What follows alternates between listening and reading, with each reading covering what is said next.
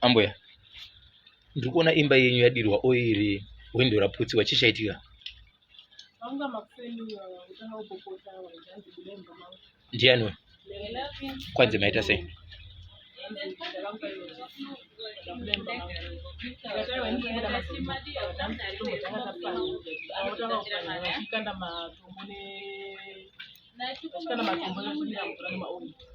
Saka nezuro vakatanga kuisa weti mumbongo mandinorara ndobva handina kutaura mumondo but handisina kuenda kumapurisa saka ndatamusaenda kumapurisa tiaaaubva panapa saka iye landlord murume akabva ataura nemurume wangu akati zvondipe 130 tese ugare pamba murume unobva taiwa zvitikukunetsa nekuti pamba pari kungodiwa weti pari kuitwa zvinhu zvakasiyana siyana zvinhu zvakaora mazai akaora achipwanyirwa pamba saka nhasi makuseni ndopawamuka vachiti utopabva panapa ndopawadira mvura.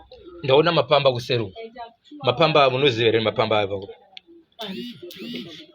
Haziwo mapamba munoshandisa? Angu andoshandisa ara akatosiyana nayo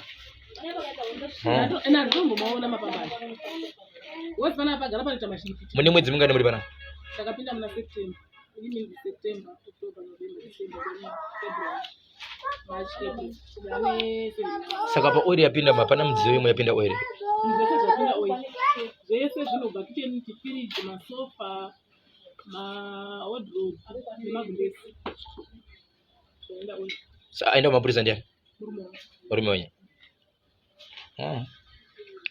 Okay.